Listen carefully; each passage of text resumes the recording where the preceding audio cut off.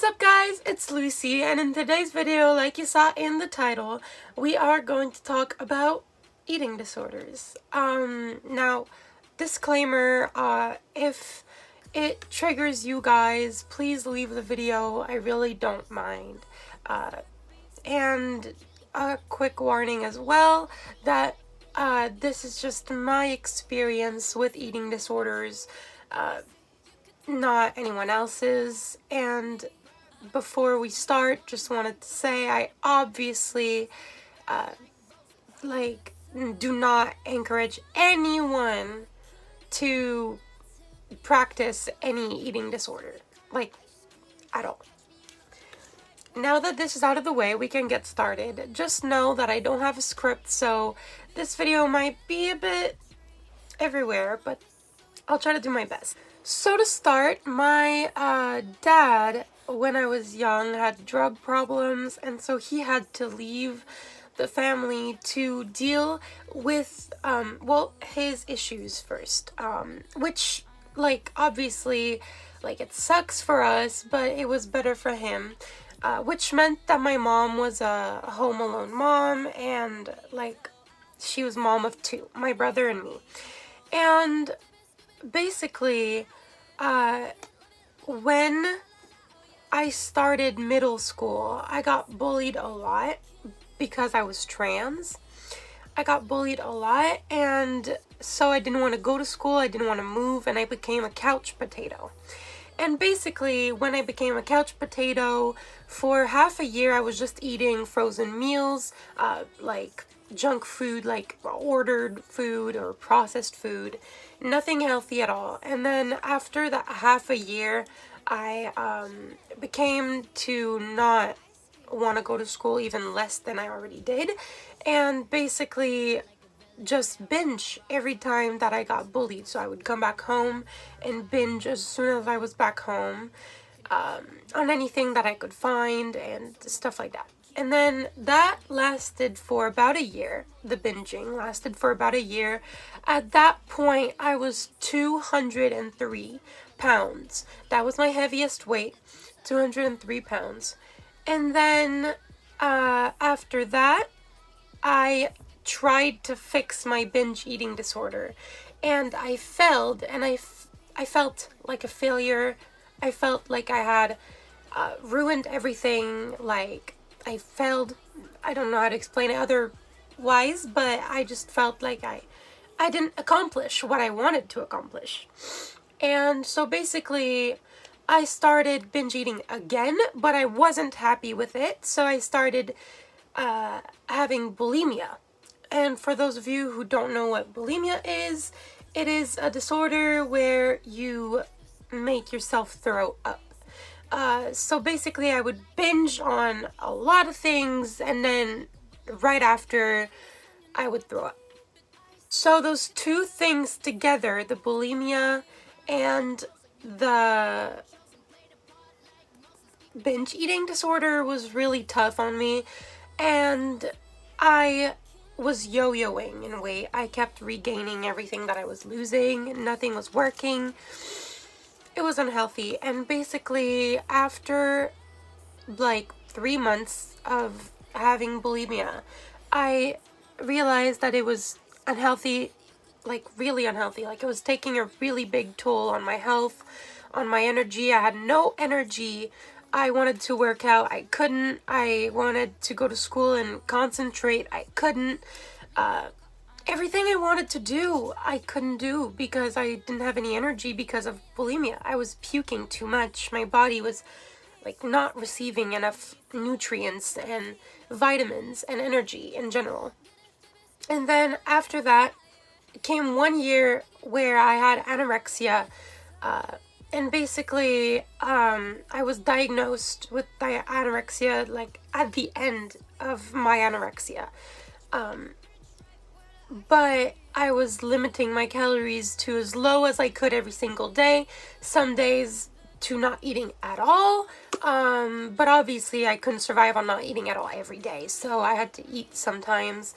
And when I went to school, my teachers would ask me why I wouldn't eat, and I would reply with, oh, I eat at home. And at one point, they called my parents, and my parents said that I didn't eat at home. So my teachers got worried, and they asked me again if I was eating, and I said yes, with my friends and whatever, but I obviously wasn't. And at that point, the school made me go see the school counselor. And the counselor referred me to a therapist, and that therapist was amazing. Hey, Elodie, if you come by here, not that you will, but if you see this video, hey. She was great. She helped me go through the bullying, being trans. She helped me, like, recover from my anorexia. She made me feel comfortable talking about my anorexia and my problems to my friends, my family, and honestly, she was great. I would suggest anyone who has an eating disorder, and that's even if it's just a fear of calories, okay? Like, if you have an eating disorder, bulimia, anorexia, binge eating disorder, fear of calories, like limiting calories, or like crash dieting, stuff like that, please go see a therapist. It is not healthy at all, and that's coming from someone who is currently still seeing a therapist for those reasons, and went and saw a therapist for those reasons when she had those problems. I had those problems, and I went and made the... Oh my god, I'm so awkward. I'm so sorry. This video is a mess. I'm really awkward, but... after I went to see my therapist, my eating disorders got a lot better. To this day, I don't have any, major eating disorder. Like, I don't have anorexia anymore. I haven't made myself puke ever since high school. Well, okay, no, that's not true, but not because of bulimia. It was one time because I was sick. But I have not fallen back into those habits, into those eating disorders and stuff like that. Although to this day I still have a fear of calories. I have a really hard time eating more than 1,200 calories a day, which is more than nothing, but it's not enough. It's not the recommended amount. But I'm working on it, and I just want you guys to feel valid, you know, because for a long time I felt like I wasn't starving myself. I wasn't anorexic enough. I was like, oh, well, I still have belly fat.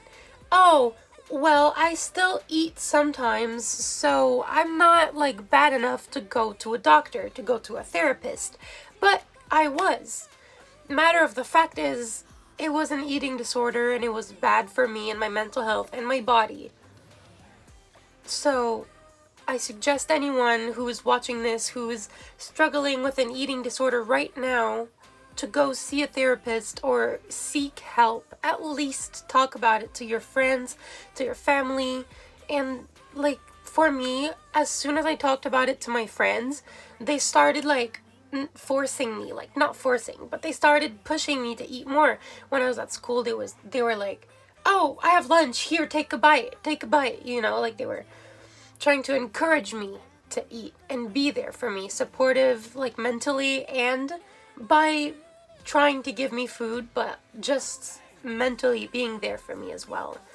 And the same thing was with my family, although I know that for some people they're not that lucky, so that really sucks, and I'm really sorry if you have to go through not only an eating disorder, but also your family not being present to help you.